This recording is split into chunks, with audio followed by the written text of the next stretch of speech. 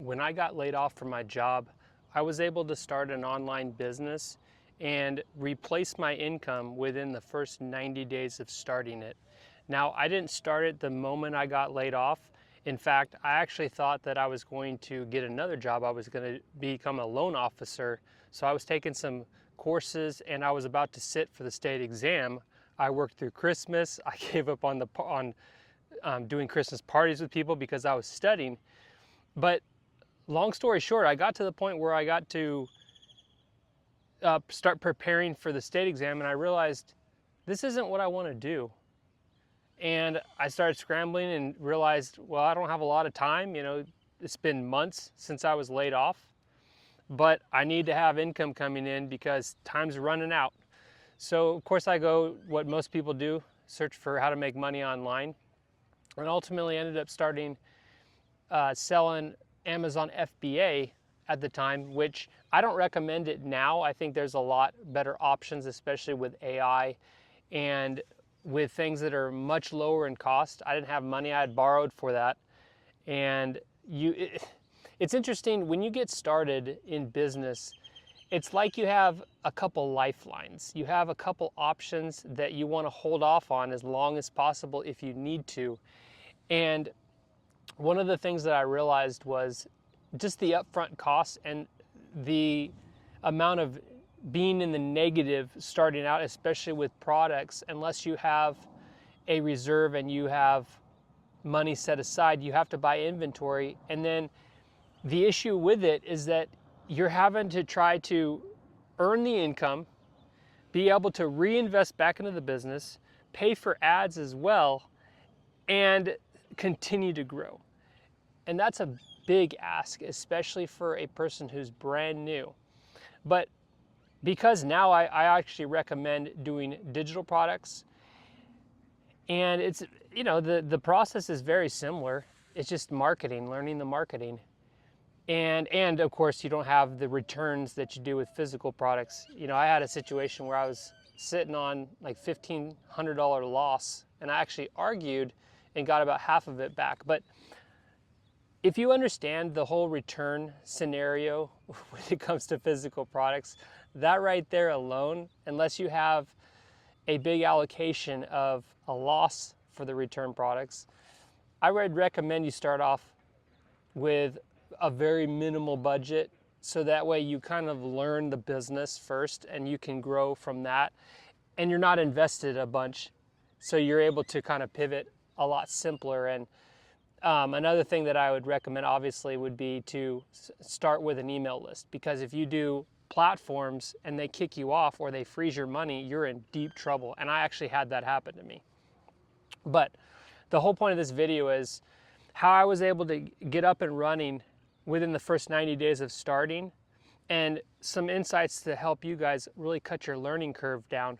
Now, I actually have a very special workshop that's coming up, and I'm going to go over this, but I want to show you what today looks like and what you can do to eliminate the boss. Because what it comes down to is it's a math issue. It's a math and mindset, because you're playing a different game when you're eliminating the boss. But you also have the math to target what do you need to get in order to let the boss go, or not need to have a boss, or finally be able to walk away, whatever that looks like for you, because everyone makes different money. And depending on what you make, you could adjust things within that. For instance, someone with very little money, but they may have time. Okay, well, the time is going to have to overcome some of the money, but they can still work with a little bit. And I'll show you how you can get that as well. But if you're concerned about your income, and if you're concerned about the job security, maybe you've heard that layoffs are coming for you, I see them rampant right now. My encouragement to you is definitely come to the workshop. It's going to be the first link in the description, and I just want to show you how you can eliminate the boss and what are the steps you need to take to actually do that. So the reason I had a winning product, because that's what it came down to, is I had a winning product on the first try. Now, the problem with that is that I was only able to get that, and I could have done it sooner, but you had to wait for the products to be shipped across the world. So at least a month of that was waiting and doing what I needed to do while I waited, of course, but there was no selling. It was about getting everything set up, which is what you're going to need to do too. But it's doing proper research. And this is a step that is so necessary, because had I not done my proper research, and even then there's no guarantee, because you have to understand the marketing and also what are people buying right now, because that can also shift. And different package deals and how do you differentiate yourself is different. Depends on where you're selling and what you're selling. But I was able to pick a winning product from the beginning because I learned how to find the winning products by doing research. I used paid tools as well when I was building my products in my store. And it's something that's deeply neglected, but it's very important that before you ever sell anything, it's really important to understand what are people buying, what are some problems that you can sell that people will pay money for. That's really important.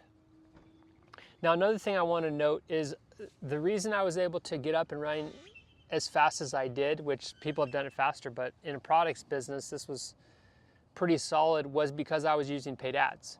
Now, the problem with the paid ads is that you're having to, again, you're paying to be shown more often, which that type of platform, the more people buy, you get it pushed to the top of the page. That's why people use ads, whether it's like Etsy or Amazon or things of that nature, or even Pinterest. But it's because you want to get in front of more people. And I was able to do it because every single product, especially at the beginning, I knew my numbers. So every product that I had was, if it sold without any ads, it was about a $10 profit for me. So it cost me about 30 bucks. And with everything, if I can make about $40 on the sale, then I get about $10. Now, if it's ads, it's anywhere from $9 to $8 because that particular product was profitable and I could profitably run ads. Now, that flipped later on and it became not profitable because I had the value out of it drained out when someone got onto my listing and ran our prices down. So now all of a sudden it turned quickly overnight. I lost about 90% overnight. But what I did do was I was able to make the jump. And that's the thing I want to focus on, is I was able to eliminate the boss and get myself to a different board game in a different language. See, business, when you're a seller, when you're running a business versus the consumer, it's like you're learning a whole new language. And there's a learning curve with that. So I think it's really important to be as minimal as possible starting out. That way you understand what everything is supposed to do and you're able to pivot easier with less money invested. And because you want to learn the skill, you want to learn the language and the exact step-by-step on what to do. Another thing that to keep in mind is you have to build on what is the life that you're wanting to build and start from there. Do you want to have a business that is going to be real hands-on, or do you want to have something that is more hands-off, but you do some work up front? Me personally, I love the idea of doing the work up front and having more of a trickle effect to where you're doing more of a management of it and making sure the numbers work. So anyways, I hope this was helpful for you guys to get started. If you haven't signed up for the workshop coming up, I think it's going to be really helpful because I want to help as many people on this channel eliminate their boss as fast as possible and as many as possible, because you get to that point where you're just tired of getting laid off. You're tired of not being paid your worth. You're tired of the office politics. You're tired of the backstabbing from your coworkers. There's so many different things. You're tired of the micromanagement from the boss. And my encouragement for everyone, especially in 2026, is to get started. Get started and figure out what do you need to do to eliminate the boss if you can. And here's the thing too, as you're going along the process and you're starting to kind of get things working and money starts coming, you're like, oh, what's possible?